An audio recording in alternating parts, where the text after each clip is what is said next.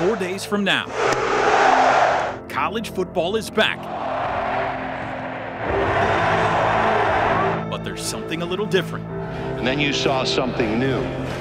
You saw Bevo, and you saw the Sooner Schooner. After 28 seasons and one final Bedlam battle. And the Cowboys with a crucial game-winning 4th down stop to seal this victory here in Bedlam. OU is moving on from the Big 12 to the SEC. I don't think the SEC is ready for us. The Sooners will face off against top 25 opponents almost every Saturday. Oklahoma, isn't intimidated as a football program. We're running towards the SEC. And they're taking Texas with them. The Sooners turned away Bevo on the goal line. And with 15 seconds to go, the Sooners are on top in the Pac Bowl. Opening the door for a new top team in the Big 12. Be the deepest conference in America. Every week will matter. With key players back for the Orange and Black in Stillwater. We're going to be better than we've been in quite a while. The Cowboys will line up against some old familiar foes and a few new ones. I feel like we're serving on everyone's schedule. 2 different conferences, 16 teams each, kicking off a new era in college football. First and Football is presented by Riverwind Casino and Newcastle Casino. Hello everyone, I'm Dean Blevins and welcome to our 5th annual college football preview. I'm John Holcomb. We'll spend the next hour hearing from coaches and players, and we'll break down everything you need to know about the upcoming season. And I'm Toby Rowland. It is game week for OU, OSU, and TU. And while change is always in the air this time of year, that has never been more the case than it is right now for the Sooners. New conference, new offensive and defensive coordinators, and a new quarterback this year for the Sooners. Crimson and Cream get started on Friday. They host Temple, the first conference game of the year. That would be Tennessee in mid-September. Well, the $64,000 question is, are the Sooners ready for this big leap into the SEC? Brent Venables did not have time for an interview, but we did get some comments from the coach. You really have seen exponential growth and improvement with guys on the offensive side, where there was, again, a few more guys that either a first time here that we're counting on, or again, you have to look at a guy like a Jackson Arnold that's just a freshman coming off his freshman year and started one college game, and so, or Mike Hawkins, that he just got here in January. So, all the different tight end group, again, that has transformed. We've got a lot of talented guys. As we know, talent and reputation don't win for you. The work does. But this is a group of guys that were willing to work and put the time in, and they wanted to be challenged. No doubt the focus is on that offensive line. It's completely rebuilt except for Jacob Sexton maybe, but it's a group that has to come together. So the key is going to be Bill Bedenbaugh. Can he get this bunch together, because they got to open lanes for those running backs and then protect for the quarterback. And I think Brent Venables, Dean, feels good about the defense and the special teams going into the year, but he also knows that his team has to prepare for everybody in the SEC, while the rest of the SEC only has to prepare for the new guys, OU and Texas. Again, not a soapbox, it's the reality. You don't know the DNA of 11 of those teams, so that's been a challenge. It's been a lot of fun to put in a lot of work to try to get ready, but until you actually play people and understand the league and how you play, you got to kind of go through that. We've challenged our guys not to be comfortable, thinking about our first 3 games at home, but thinking about that 74, because that's how I look at it. Who's going to realistically be able to get on the bus, game 4 and or game 5. Love where we're at in the kicking game right now. We still have a battle there with our place kickers, and I really like the length and the speed, the athleticism, the explosiveness, and the playmaking of our units that we have, in special teams. We got again a nice blend of offense and defensive guys, a hungry group of guys that they recognize this is an opportunity for them to be be one of the 74. So our title for this segment is OU ready for the SEC, right? That question's been going around now for 3 summers. Yeah. We're still here, although the games are just a few days away. You know, I like how Venables has just recruited extremely well, even though he hasn't always been on the same level in terms of what they can do NIL-wise as some of the other teams. But there's still, you've got to have that depth and that quality of play on both sides of the line of scrimmage. And Oklahoma's got some players, but will they have enough? Are they going to win the championship? I don't know. But this question's a little humorous for me. In the past decade plus, they've won at Tennessee, at Ohio State, at Florida State, at Notre Dame. They've played the big boys. It's going to be tough. But the question for me isn't as much, is Oklahoma ready for the SEC? Is the SEC ready to have Oklahoma in it? This by far is the biggest addition the SEC has ever made to their conference in a tradition like Oklahoma. Yeah, and you can understand why a lot of people are asking that, because the SEC champion or whoever from the SEC has won so many national championships. But to me, it comes down to this, guys. It's old school football. Dean, can you run the ball effectively, and can you stop the run enough to give yourself a chance to beat some of these really strong teams who have those guys on the offensive and defensive lines? I think the concern for Oklahoma fans is they think back to those playoff games where the defense was routed. Yeah. And this team is better. The other teams have been better, but how much better? That was always Alabama or Georgia or LSU, though. That's not every week in the SEC, but it's a lot of them. Right. And speaking of that, 3 key games. What are they? Guys, I'm going to jump in and say you're going to get through the non-conference fine, but then Tennessee comes to town. Oh. I love this Tennessee football team, and Josh Heupel can flat out coach. They've got a quarterback that I spent half an hour learning how to pronounce his name, and all I can tell you now is it has 6 syllables. And his first name's Nico. He's really good. That team's really good. Josh Heupel is ready to get back at Oklahoma. Yeah. And I'm talking to those SEC players, down at SEC days, the Tennessee players, they have it circled, believe it or not. The environment that day is going to be off the charts. I'm going to go the next week because the first road game in the SEC is Auburn. It's a winnable game. It's a tremendous environment. But if OU could go into Auburn and win a road game first half of the season, make a huge statement, John, about they mean serious business in this league. So you got Tennessee at Auburn. Texas is right there on the schedule too, right? You know, and everybody now agrees that Texas is back. But to me, you get there and you're in good shape. That becomes a very key game. So the Sooners could either have lost 0, 1, or 2. Stay tuned. The Sooners' schedule this year includes 4 road games against new SEC opponents. Auburn in late September, Ole Miss at the end of October, then former Big 12 opponent Missouri and LSU both in November. For fans who've never made the trip to Auburn, the school mascot is a tiger, but you'll see an eagle flying over Jordan-Hare Stadium before kickoff. The team also does the Tiger Walk across campus to the stadium before the game. Auburn's also famous for its marching band.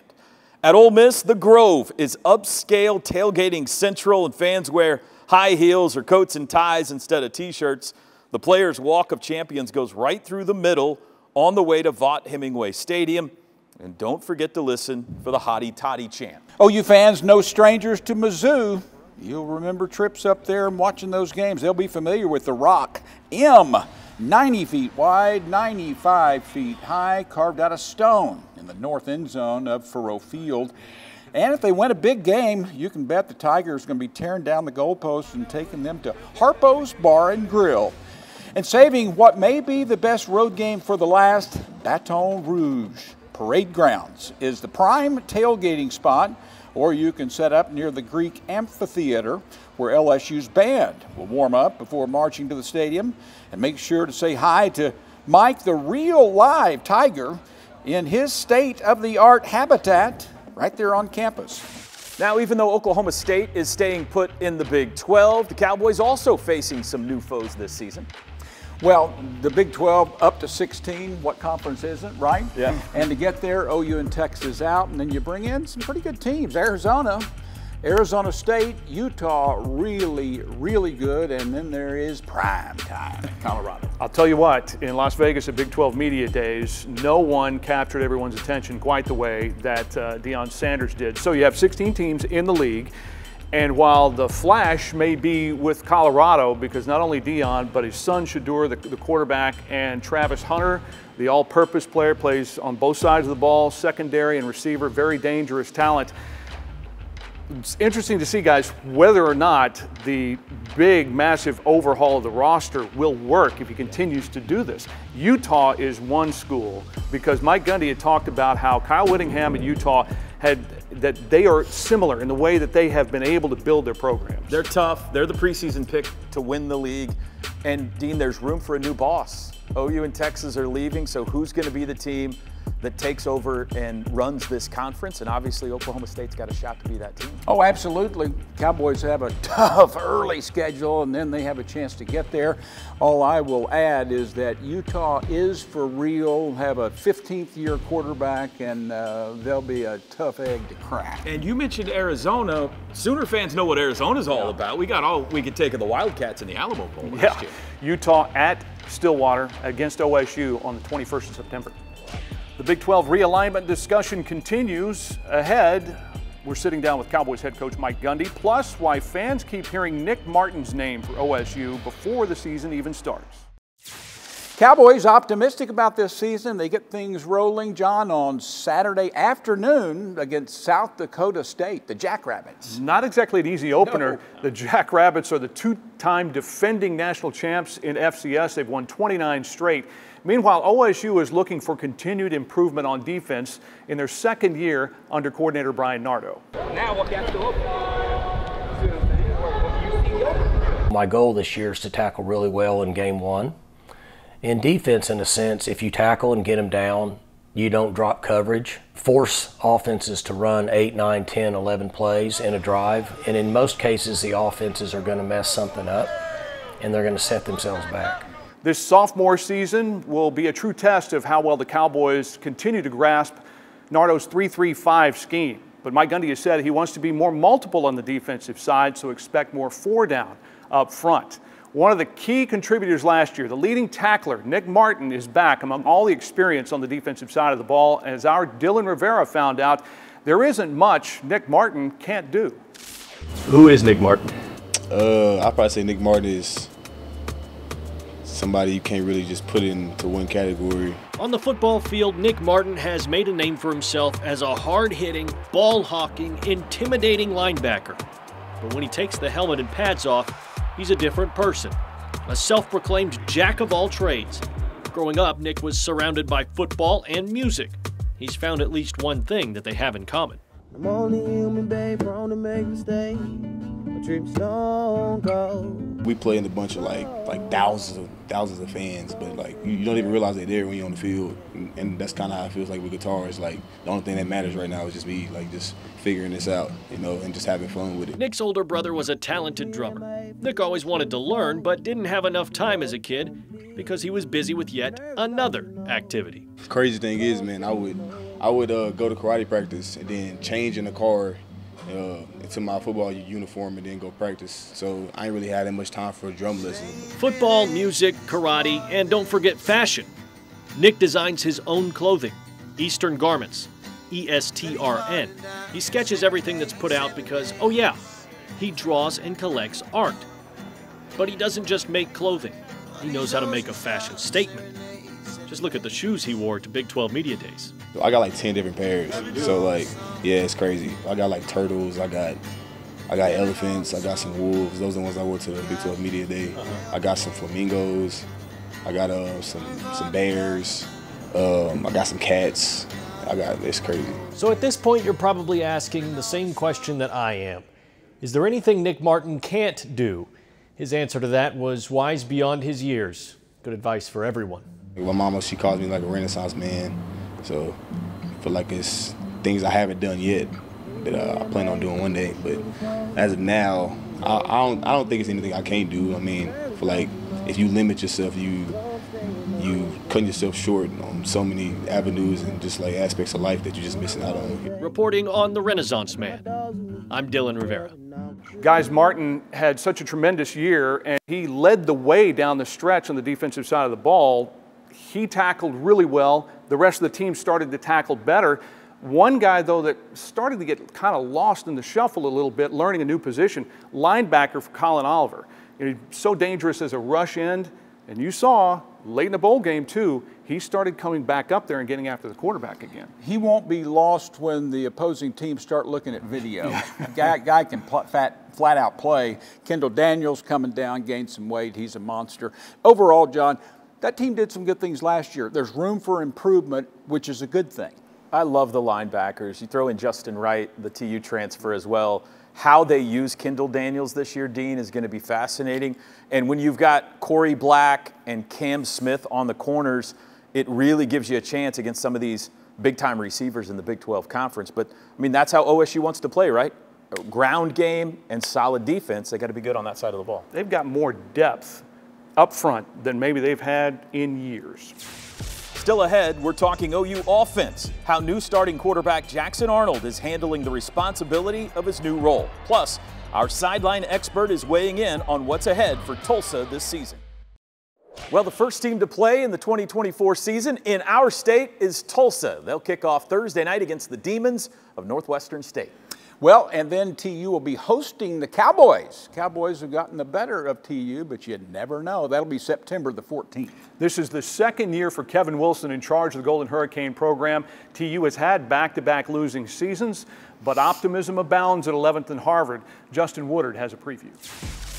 Just with this being the last ride and the last dance, it's going to be a movie. Anthony Watkins staying in bounds all the way for a touchdown. Well, the script is there. Tulsa running back Anthony Watkins has had a career of ups and downs. A low point came in 2022 when Watkins' brother passed away, and then he was ruled academically ineligible for that season. Watkins, though, faced the adversity head-on, recently earning his degree in his brother's honor. I used that as motivation towards when I got it. I just felt nothing but a blessing. I felt happy because I accomplished a goal. It was a struggle and nobody really just knew because it was just like, and you got it, but hey, TU's a little tough, but I mean, I always love a little challenge. Watkins on the carry, touchdown, Defenses found it tough to contain Watkins last year, with him racking up a career best over 885 rushing yards to go with 4 touchdowns. A bulk of those numbers came in the last 4 games, leaving Watkins confident heading into the 2024 season. I'm in a good mindset where I'm like, I just feel like something's real special finna happen. Now a 6th-year senior, Watkins feels the Golden Hurricane can prove the doubters wrong, and that's why he's become a great team leader. In order to get better, you gotta want to get better. You want to have people who push you. You want to have people who encourage you, have people who challenge you at times. So I feel like Anthony do a great job of that. We're here with a mindset of showing what the underdogs is made of. Joined now by Jeremy Poplin. Pop, going to be fun to see Watkins run this season. I think he can have bigger numbers than he's had his entire TU career, but have to have some holes to run through. He does. It starts all up front with the bigs, and Tulsa has 3 guys that are coming back. Walter Youngbear is one of those. Ray Burnett, who started towards the end of last year. Ty Marks is back. This year he's going to be playing center. But outside of that, those are the only 3 returning guys that have a significant amount of snaps. Everyone else pretty young. All right, 4-8 last year in Kevin Wilson's first year. But for those 8 losses, by 1 score less, so they were right there on a couple of occasions. How do you flip the script? I think it starts defensively. Coach Polizzi, the defensive coordinator, will tell you in that secondary, they've got some new faces that'll be back there. Malachi Jones moves over from wide receiver. He'll be taking 1 safety spot. Dane Hodge is back. And then you got Tyree Carlisle, who's on the outside as a cornerback. He'll lock up 1 side, but there's good competition. They just don't have a lot of snaps under their belt heading into 2024. Well, it's here now. Thursday night, 7 o'clock, Northwestern State in town. We're going to see what the Golden Hurricane have. It's great to have Pop aboard, and how about it, guys? He's doing some TU radio, right? Yeah. Now we've got all 3. That's right. School broadcasts covered here, which is pretty cool. You know, when you look at the Golden Hurricane this year, there's been an upgrade in a lot of places in talent. Kevin Wilson's done a really nice job trying to get transfers in that he thinks will really help the program. Secondary, you've got a lot of new faces back there at Toby. I'm looking on the other side of the ball. Steve Spurrier Jr. in this offense. Of course, that's where Kevin Wilson hangs his hat. Camden Benjamin is back, had a big year last year with 6 touchdowns. They bring in Jack Wright from North Dakota State. He's a deep threat. Can they be more explosive on offense? Tulsa native, by the way. Yeah, and not unlike another team in this state, offensive line might just end up being the key. Still ahead, very different storylines for starting quarterbacks at OU and OSU. What's at stake for the newcomer and the veteran? Plus, Mike Gundy is looking back at 20 years coaching the Cowboys in Stillwater. It is safe to say those Cowboy fans are excited about, you just have to call it a promising season. For sure, and for the first time, home game tickets are sold out, John, before the first game. Unbelievable.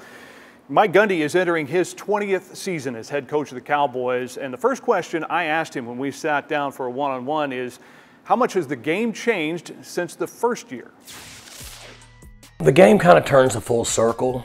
So when I first started as a head coach, we were trying to play fast on offense. Larry Fedora was our coordinator, and Larry and I were together at Baylor, and we talked about playing fast a lot, but our head coach then didn't want to play fast. And then it kind of came back around, and we did that, and we slowed down a little bit, and then we started playing really fast, and then we slowed down a little bit, and so that's turned a full circle. The tight ends being in the offense, out of the offense, back in the offense now. Defensive going from 4-down defenses to a lot of 3 downs to now multiple defense. It hasn't really changed much, it just kind of turns a full circle. But we've tried to stay in front of it the best we could, but you have to base that on the type of players that you have. You have seemed to always done a really good job on the offensive side of the ball especially, of staying that one step ahead, forcing defenses to change to what you're doing instead of vice versa. Is that one thing that maybe you're most proud of in your head coaching tenure so far? I still go back that I'm convinced the RPO was originated right here. People in the SEC get credit for it, but we can go back to video that we were running RPOs 2 years before they ever got into the SEC, but that doesn't make good for national media. But I think that my offensive background has helped us in that area. But defensively, that's the area that we really want to improve in, because whether we like it or not, the committee that picks the playoff teams, they want you to be good on defense. They favor defense more than offense. Obviously, you used the word a lot with Ollie last year, humble, keeping him humble, and given everything that he's gone through to this point. And there's been a little time now between the incident to now. What are you seeing from him right now? I know camp's just open, but what are you seeing from him? So, in some cases, I said this in Las Vegas, that Ollie is very fortunate that he ran into a terrible situation and got out and didn't hurt anybody. Didn't hurt himself and didn't hurt anybody else. And I think it made him aware of things that could happen. He's going to do some volunteer work and things that we've asked him to do to make him aware of the danger, and the people that have gone through that have been tragically injured and had family members. They've lost family members. Football-wise, he has to practice harder and be more physical than he has and was last year in order for us to be successful. We're going to hang our hat on what he does. Now, defenses may choose to put everybody up there and just stop the run. That's fine. We have enough weapons that we can throw passes. Success for this team this year, what does that look like in the end? So offensively, we need to function and just do what we've done. We're going to be better than we've been in quite a while if we stay healthy. We haven't been healthy at wide receiver in 3 or 4 years. We've struggled health-wise in the offensive line off and on over the last 4 years. That's not easy for us at Oklahoma State. I feel better about our depth. I feel better where we're at from a health standpoint. Defensively, like we talked about earlier, if we can avoid dropping coverage, if we can get in our gaps and tackle and get guys down, we'll be just fine. I'm really excited about our special teams. We've got a number of guys returning that have covered, and we have good returners. Joe Forte's done a great job in the special teams area. Now we brought in Sean Snyder, brings in 30 years of experience. And our players have really enjoyed those 2 guys coaching them. So I think we're in a good position.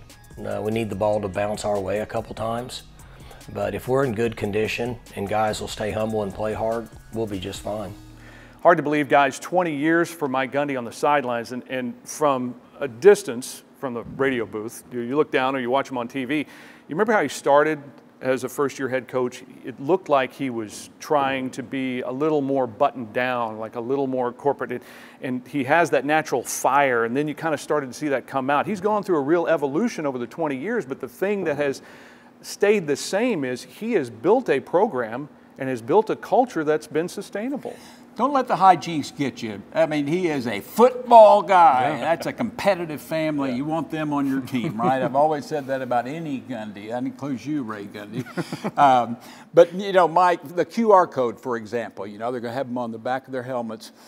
A lot of people are saying, what in the world's going on? I give Mike credit. He has a fertile mind. I mean, that's the typical thing that I know of him in some other conversations. Just you think it's kind of coming out of left field, and oftentimes it has a lot of validity. He's done an unbelievable job. They got a lot of publicity for that QR code as well. He's won in different ways too, Dean. I mean, he was a air raid guy and throw it around guy, and most recently with Ollie Gordon, leaning on defense, a little more ground and pound. The view from the radio booth, now that radio booth has windows that open, by the way, as well. But Mike Gundy, I mean, what a conference of characters now when you got Gundy, Dion, Willie Fritz, Joey McGuire, Sonny Dykes, Gus Malzahn. This is going to be a fun conference to follow. Yeah, and he and Kyle Whittingham have the same tenure pretty much. Whittingham was named the coach at Utah maybe a month or two before Mike took over at OSU, and so we'll see if this is Whittingham's last year at Utah, by the way.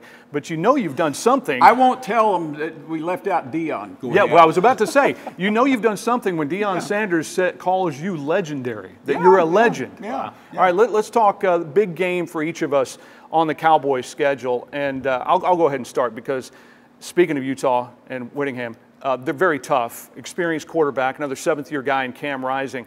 September 21st, the conference opener. Wow. You get the favorite in the league on your home field to get things started.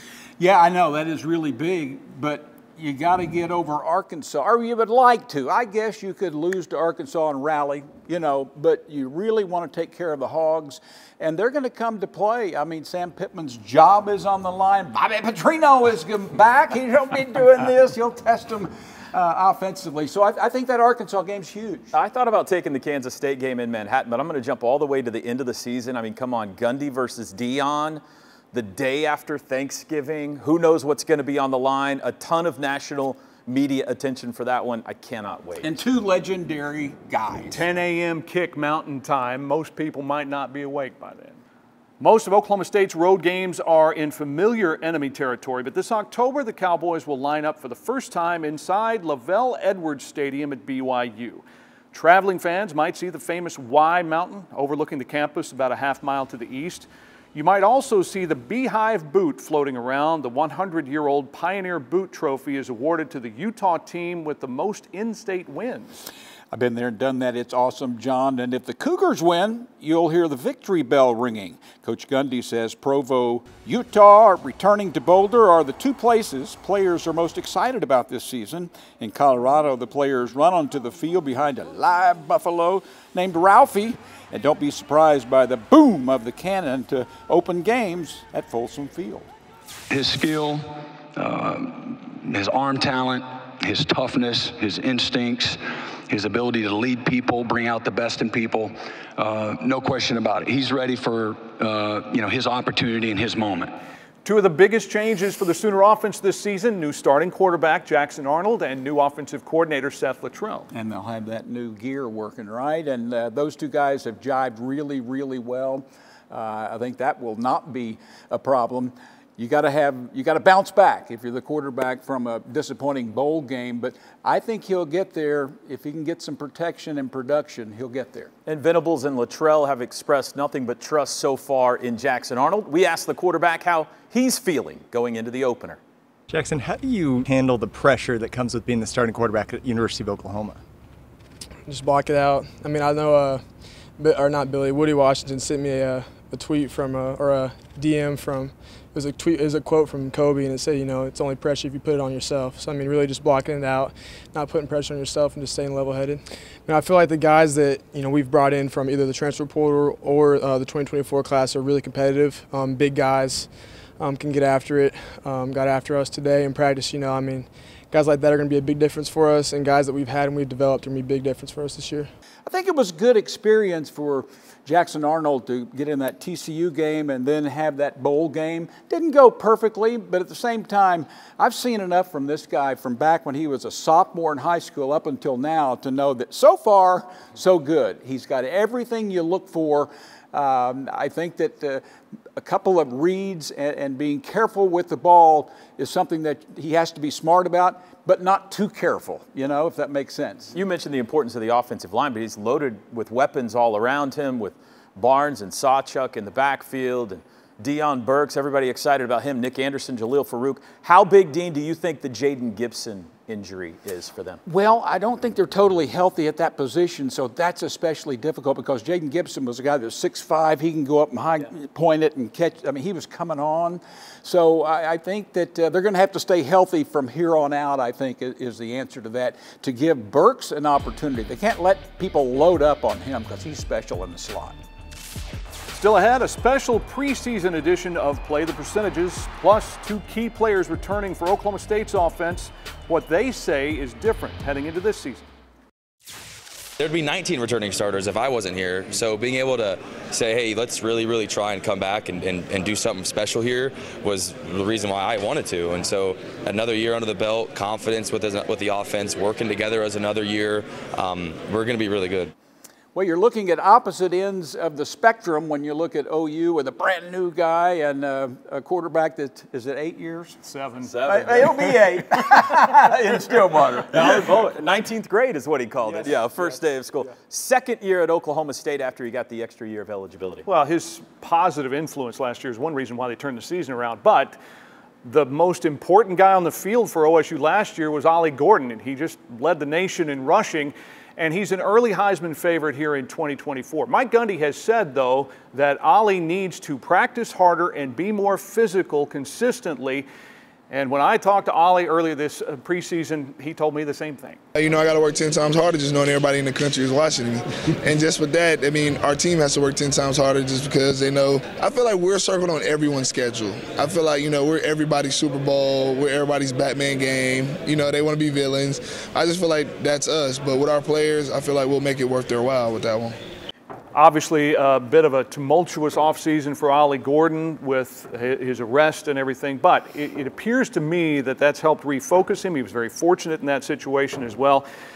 But he's not the only weapon, Dean, that this offense has. You look around, and he's got some solid backups behind him when he needs a break, but it's that receiving core. And if Alan Bowman has time to find those guys, they'll be really dangerous. Brennan Presley is back. He's been there a while as well, but here's a guy who has just produced year after year after year. And there are others that can flat out play, but you combine them all, they kind of share the load and they take the focus. That's the concern, is you don't want to be loaded up against Ollie Gordon. I like the fact they got Trent Howland from Indiana, who can at least take some of the load off of Ollie's shoulders, keep him fresh later in the year. But Alan Bowman's got to be more efficient. He threw over 100 more passes than any other quarterback in the Big 12 last year and was 11th in completion percentage. If he can be more efficient and Ollie can be Ollie, watch out. Well, you know, you didn't have a guy who looked like it was going to be the top target for much of last season. The transfer in last year, Dejon Stribling, he's back, he's healthy, and he gives you one of those guys like we were talking about with Jaden Gibson who can high point a ball and he's got good size. Just like Howland, by the way, 6'3", the back there. Offensive line, a lot of depth, and that will be another key. Don't go away. We're taking a closer look at the Sooners' defense. What fellow coaches are saying about new defensive coordinator Zach Alley. Plus, we're talking with Billy Bowman Sr. about his son's return to Oklahoma. Here, I want to simulate like the real look of it. So I'm at 5. I want to ease up 1 yard, not too far, so we can feel the spacing. He has tremendous innovation in his skills, but he's a fundamentalist. He's demanding. He knows what excellence looks like. That's some high praise from Brent Venables for new defensive coordinator Zach Alley. Well, both those guys are going to be looking for consistency on the defensive side. That's going to be a key. And Zach Alley looks to me like just a miniature Brent Venables. Yeah, and he's got a couple of big impact players that decided to return, and Danny Stutzman and Billy Bowman Jr. is back as well. We had a chance to talk to Billy Bowman Sr. about the man his son is becoming. Here's Chris Williams. Billy Bowman Jr. has earned a reputation as one of the most electric players in college football. Picked off, intercepted, Billy Bowman, he's going down the sidelines, he's at the 5, unhitched it all the way. When you lead the country in interception touchdowns, the NFL comes calling. But Billy felt like he had some unfinished business in Norman to attend to. Why rush the next stage of my life? You know, it's gonna be there. So coming back, you know, having this time to, you know, spend with my teammates. Billy started his career with flag football at 4 years old. By age 10, he was begging his dad to sit down and watch film with him so he could continue to improve. His dad would coach him all the way through high school. And even now, as he watches his son flourish on the national stage, Billy Bowman Sr. still sees that joyful little kid every time the Sooners take the field. Just seeing him going out and enjoying it. That's, excuse me.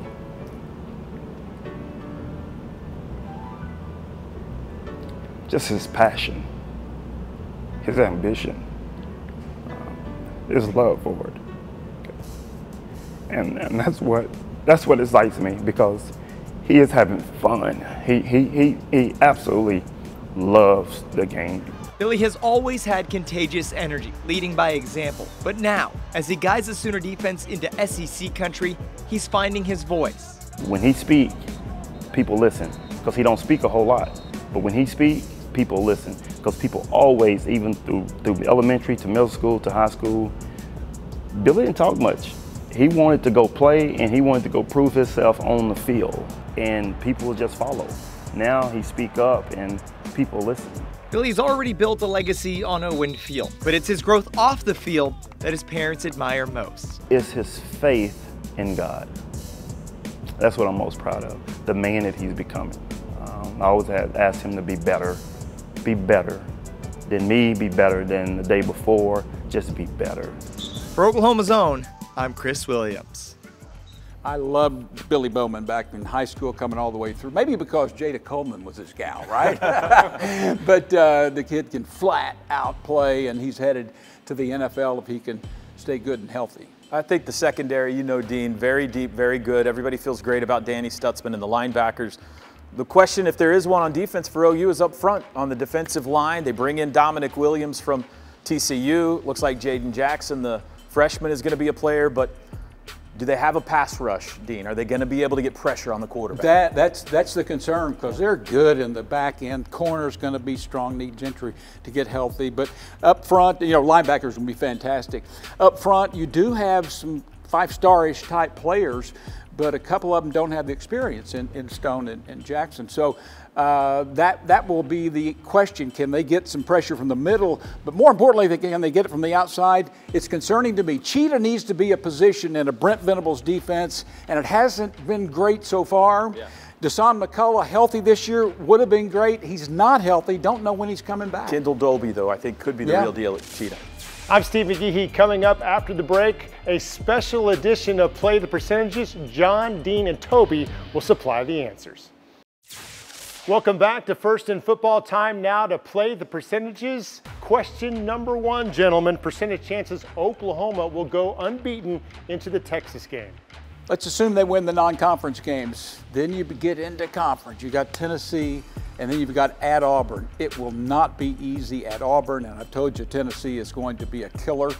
Oklahoma can come out with one loss and be fine. I say a 44% chance.